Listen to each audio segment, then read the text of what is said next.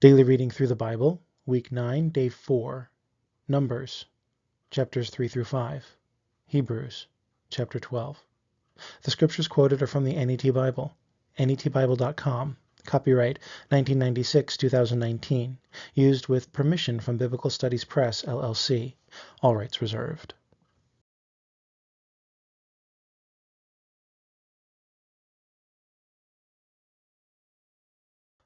Numbers 3. Now these are the records of Aaron and Moses when the Lord spoke with Moses on Mount Sinai. These are the names of the sons of Aaron: Nadab, the firstborn, Abihu, Eleazar, and Ithamar. These are the names of the sons of Aaron, the anointed priests, whom he consecrated to minister as priests. Nadab and Abihu died before the Lord when they offered strange fire before the Lord in the desert of Sinai, and they had no children. So Eleazar and Ithamar ministered as priests in the presence of Aaron their father. The Lord spoke to Moses, "Bring the tribe of Levi near, and present them before Aaron the priest, that they may serve him. They are responsible for his needs, and the needs of the whole community before the tent of meeting, by attending to the service of the tabernacle. And they are responsible for all the furnishings of the tent of meeting, and for the needs of the Israelites, as they serve in the tabernacle. You are to assign the Levites to Aaron and his sons. They will be assigned exclusively to him out of all the Israelites. So you are to appoint Aaron and his sons, and they will be responsible for their priesthood. But the unauthorized person who comes near must be put to death." Then the Lord spoke to Moses, "Look, I myself have taken the Levites from among the Israelites instead of every firstborn who opens the womb among the Israelites. So the Levites belong to me, because all the firstborn are mine. When I destroyed all the firstborn in the land of Egypt, I set apart for myself all the firstborn in Israel, both man and beast. They belong to me. I am the Lord." Then the Lord spoke to Moses in the desert of Sinai, "Number the Levites by their clans and by their families. Every male from a month old and upward you are to number." So Moses numbered them according to the word of the Lord, just as he had been commanded. These were the sons of Levi by their names: Gershon, Kohath, and Merari. These are the names of the sons of Gershon by their families: Libni and Shimei. The sons of Kohath by their families were Amram, Izhar, Hebron, and Uzziel. The sons of Merari by their families were Mali and Mushi. These are the families of the Levites by their clans. From Goshen came the family of the Libanites and the family of the Shemites. These are the families of the Goshenites. Those of them who were numbered, counting every male from a month old and upward, were 7,500. The families of the Gershonites were to camp behind the tabernacle toward the west. Now the leader of the clan of the Gershonites was Elisaphat, son of Lael, and the responsibilities of the Gershonites in the tent of meeting included the tabernacle, the tent with its covering, the curtain at the entrance of the tent of meeting, the hangings of the courtyard, the curtain at the entrance to the courtyard that surrounded the tabernacle and the altar, and their ropes, plus all the service connected with these things. From Kohath came the family of the Amramites, the family of the Izharites, the family of the Hebronites, and the family of the Uzzielites. These were the family of the Kohathites. Counting every male from a month old and upward, there were 8,600. They were responsible for the care of the sanctuary. The families of the Kohathites were to camp on the south side of the tabernacle. Now the leader of the clan of the families of the Kohathites was Elizaphan, son of Uzziel. Their responsibilities included the ark, the table, the lampstand, the altars and the utensils of the sanctuary with which they ministered, the curtain, and all their service. Now the head of all the Levitical leaders was Eleazar, son of Aaron the priest. He was appointed over those who were responsible for the sanctuary. From Merari came the family of the Mahalites and the family of the Mushiites. These were the families of Merari. Those of them who were numbered, counting every male from a month old and upward, were 6,200. Now the leader of the clan of the families of Merari was Zuriel, son of Abihail. These were to camp on the north side of the tabernacle. The appointed responsibilities of the Merarites included the frames of the tabernacle, its crossbars, its posts, its sockets, its utensils, plus all the service connected with these things, and the pillars of the courtyard all around, with their sockets, their pegs, and their ropes. But those who were to camp in front of the tabernacle on the east, in front of the tent of meeting, were Moses, Aaron, and his sons. They were responsible for the needs of the sanctuary and for the needs of the Israelites. But the unauthorized person who approached was to be put to death. All who were numbered of the Levites, whom Moses and Aaron numbered by the word of the Lord, according to their families, every male from a month old and upward, were 22,000. Then the Lord said to Moses, "Number all the firstborn males of the Israelites, from a month old and upward, and take the number of their names. And take the Levites for me. I am the Lord, instead of all the firstborn males among the Israelites, and the livestock, and the Levites instead of all the firstborn of the livestock of the Israelites." So Moses numbered all the firstborn males among the Israelites, as the Lord had commanded him, and all the firstborn males by the number of their names, from a month old and upward, totaled 22,273. Then the Lord spoke to Moses, "Take the Levites instead of all the firstborn males among the Israelites, and the livestock of the Levites instead of their livestock, and the Levites will be mine. I am the Lord. And for the redemption of the 273 firstborn males of the Israelites who exceeded the number of the Levites, collect 5 shekels for each one individually. You are to collect this amount in the currency of the sanctuary shekel. This shekel is 20 gerahs. And give the money for the redemption of the excess number of them to Aaron and his sons." So Moses took the redemption money from those who were in excess of those redeemed by the Israelites. From the firstborn males of the Israelites he collected the money, 1,365 shekels, according to the sanctuary shekel. Moses gave the redemption money to Aaron and his sons, according to the word of the Lord, as the Lord had commanded Moses. Numbers 4. Then the Lord spoke to Moses and Aaron, "Take a census of the Kohathites from among the Levites, by their families and by their clans, from 30 years old and upward to 50 years old, all who enter the company to do the work in the tent of meeting. This is the service of the Kohathites in the tent of meeting, relating to the most holy things. When it is time for the camp to journey, Aaron and his sons must come and take down the screening curtain and cover the ark of the testimony with it. Then they must put over it a covering of fine leather, and spread over that a cloth entirely of blue, and then they must insert its poles. On the table of the presence they must spread a blue cloth, and put on it the dishes, the pans, the bowls, and the pitchers for pouring, and the bread of the presence must be on it continually. They must spread over them a scarlet cloth, and cover the same with a covering of fine leather, and they must insert its poles. Then they must take a blue cloth and cover the lampstand of the light, with its lamps, its wick trimmers, its trays, and all its oil vessels with which they service it. Then they must put it with all its utensils in a covering of fine leather, and put it on a carrying beam. They must spread a blue cloth on the gold altar, and cover it with a covering of fine leather, and they must insert its poles. Then they must take all the utensils of the service with which they serve in the sanctuary, put them in a blue cloth, cover them with a covering of fine leather, and put them on a carrying beam. Also, they must take away the ashes from the altar and spread a purple cloth over it.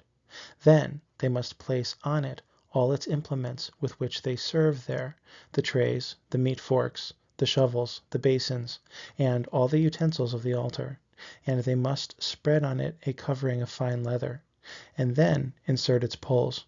When Aaron and his sons have finished covering the sanctuary and all the furnishings of the sanctuary, when the camp is ready to journey, then the Kohathites will come to carry them, but they must not touch any holy thing, or they will die. These are the responsibilities of the Kohathites with the tent of meeting. The appointed responsibility of Eleazar, son of Aaron, the priest, is for the oil for the light, and the spiced incense, and the daily grain offering, and the anointing oil. He also has the appointed responsibility over all the tabernacle with all that is in it, over the sanctuary, and over all its furnishings. Then the Lord spoke to Moses and Aaron, "Do not allow the tribe of the families of the Kohathites to be cut off from among the Levites. But in order that they will live and not die when they approach the most holy things, do this for them. Aaron and his sons will go in and appoint each man to his service and his responsibility. But the Kohathites are not to go in to watch while the holy things are being covered, or they will die." Then the Lord spoke to Moses, "Also take a census of the Gershonites, also by their clans and by their families. You must number them from 30 years old and upward to 50 years old, all who enter the company to do the work of the tent of meeting. This is the service of the families of the Gershonites. They are to serve and carry it. They must carry the curtains for the tabernacle and the tent of meeting with its covering, the covering of fine leather that is over it, the curtains for the entrance of the tent of meeting, the hangings for the courtyard, the curtain for the entrance of the gate of the court, which is around the tabernacle and the altar, and their ropes, along with all the furnishings for their service and everything that is made for them. So they are to serve. All the service of the Gershonites, whether carrying loads or for any of their work, will be at the direction of Aaron and his sons. You will assign them all their tasks as their responsibility. This is the service of the families of the Gershonites concerning the tent of meeting. Their responsibilities will be under the authority of Ithamar, son of Aaron the priest. As for the sons of Merari, you are to number them by their families and by their clans. You must number them from 30 years old and upward to 50 years old, all who enter the company to do the work of the tent of meeting. This is what they are responsible to carry as their entire service in the tent of meeting: the frames of the tabernacle, its crossbars, its posts, its sockets, and the posts of the surrounding courtyard with their sockets, tent pegs, and ropes, along with all their furnishings, and everything for their service. You are to assign by name the items that each man is responsible to carry. This is the service of the families of the Merarites, their entire service concerning the tent of meeting, under the authority of Ithamar, son of Aaron the priest. So Moses and Aaron and the leaders of the community numbered the Kohathites by their families and by their clans, from 30 years old and upward to 50 years old, everyone who entered the company for the work in the tent of meeting, and those of them numbered by their families were 2,750. These were those numbered from the families of the Kohathites, everyone who served in the tent of meeting, whom Moses and Aaron numbered according to the word of the Lord by the authority of Moses. Those numbered from the Gershonites by their families and by their clans, from 30 years old and upward to 50 years old, everyone who entered the company for the work in the tent of meeting. Those of them numbered by their families, by their clans, were 2,630. These were those numbered from the families of the Gershonites, everyone who served in the tent of meeting, whom Moses and Aaron numbered according to the word of the Lord. Those numbered from the families of the Merarites, by their families, by their clans, from 30 years old and upward to 50 years old, everyone who entered the company for the work in the tent of meeting. Those of them numbered by their families were 3,200. These are those numbered from the families of the Merarites, whom Moses and Aaron numbered according to the word of the Lord by the authority of Moses. All who were numbered of the Levites, whom Moses, Aaron, and the leaders of Israel numbered by their families and by their clans, from 30 years old and upward to 50 years old, everyone who entered to do the work of service and the work of carrying relating to the tent of meeting. Those of them numbered were 8,580. According to the word of the Lord they were numbered, by the authority of Moses, each according to his service and according to what he was to carry. Thus were they numbered by him, as the Lord had commanded Moses. Numbers 5. Then the Lord spoke to Moses, "Command the Israelites to expel from the camp every leper, every one who has a discharge, and whoever becomes defiled by a corpse. You must expel both men and women. You must put them outside the camp, so that they will not defile their camps, among which I live." So the Israelites did so, and expelled them outside the camp. As the Lord had spoken to Moses, so the Israelites did. Then the Lord spoke to Moses, "Tell the Israelites, when a man or a woman commits any sin that people commit, thereby breaking faith with the Lord, and that person is found guilty, then he must confess his sin that he has committed and must make full reparation. Add 1/5 to it, and give it to whomever he wronged. But if the individual has no close relative to whom reparation can be made for the wrong, the reparation for the wrong must be paid to the Lord for the priest, in addition to the ram of atonement, by which atonement is made for him. Every offering of the Israelites' holy things that they bring to the priest will be his. Every man's holy things will be his. Whatever any man gives the priest will be his."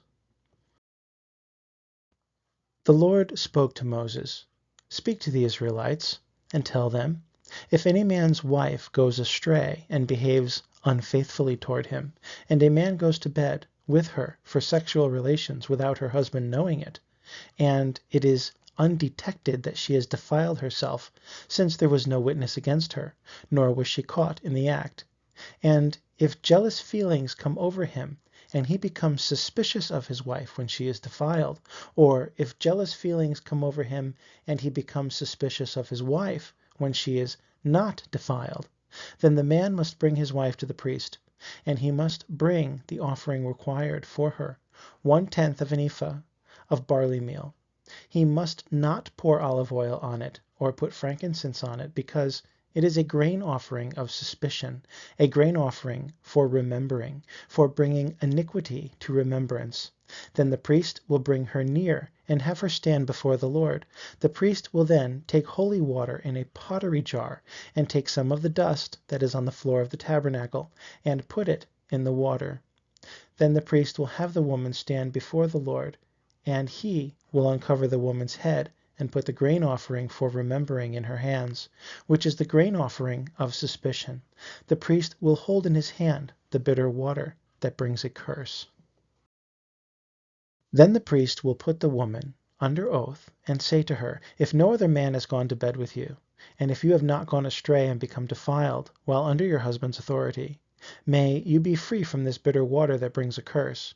But if you have gone astray while under your husband's authority, and if you have defiled yourself and some other man other than your husband has had sexual relations with you, then the priest will put the woman under the oath of the curse and will say to her, 'The Lord make you an attested curse among your people, if the Lord makes your thigh fall away and your abdomen swell.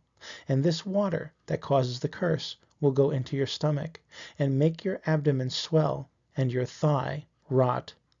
Then the woman must say, 'Amen, Amen.'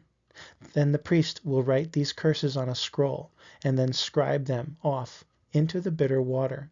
He will then make the woman drink the bitter water that brings a curse, and the water that brings a curse will enter her to produce bitterness.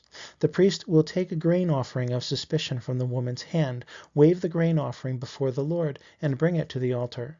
Then the priest will take a handful of the grain offering as its memorial portion, burn it on the altar, and afterward make the woman drink the water.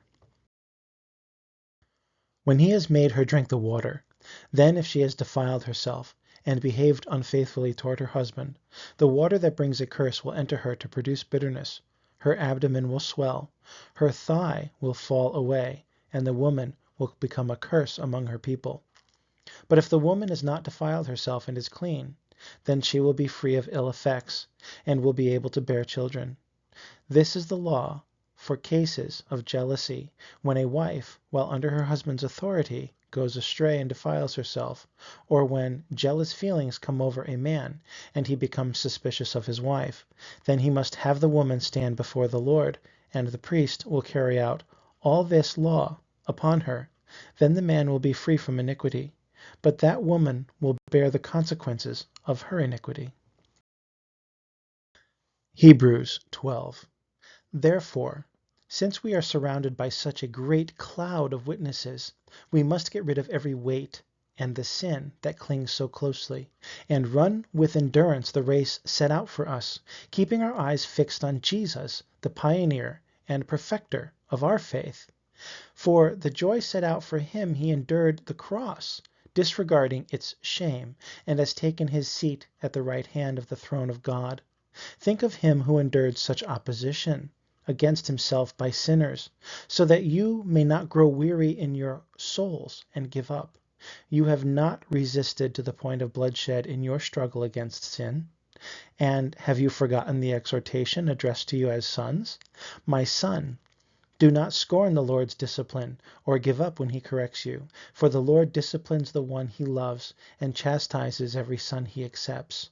Endure your suffering as discipline. God is treating you as sons. For what son is there that a father does not discipline? But if you do not experience discipline, something all sons have shared in, then you are illegitimate and are not sons. Besides, we have experienced discipline from our earthly fathers, and we respected them. Shall we not submit ourselves all the more to the Father of spirits and receive life? For they disciplined us for a little while as seemed good to them, but he does so for our benefit, that we may share his holiness. Now all discipline seems painful at the time, not joyful, but later it produces the fruit of peace and righteousness for those trained by it. Therefore, strengthen your listless hands and your weak knees, and make straight paths for your feet, so that what is lame may not be put out of joint, but be healed. Pursue peace with everyone, and holiness, for without it no one will see the Lord. See to it that no one comes short of the grace of God, that no one be like a bitter root springing up and causing trouble, and through it may become defiled.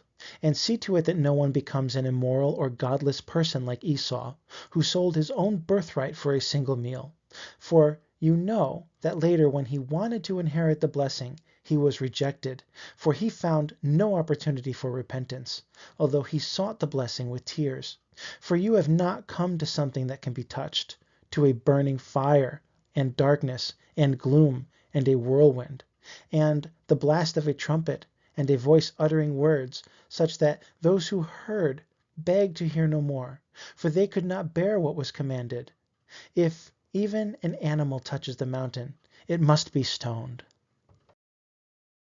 In fact, the scene was so terrifying that Moses said, I shudder with fear. But you have come to Mount Zion, the city of the living God, the heavenly Jerusalem, and to myriads of angels, to the assembly and congregation of the firstborn, who are enrolled in heaven, and to God, the judge of all, and to the spirits of the righteous, who have been made perfect, and to Jesus, the mediator of a new covenant, and to the sprinkled blood that speaks of something better than Abel's does. Take care not to refuse the one who is speaking, for if they did not escape when they refused the one who warned them on earth, how much less shall we if we reject the one who warns from heaven? Then his voice shook the earth. But now he has promised, I will once more shake not only the earth but heaven too.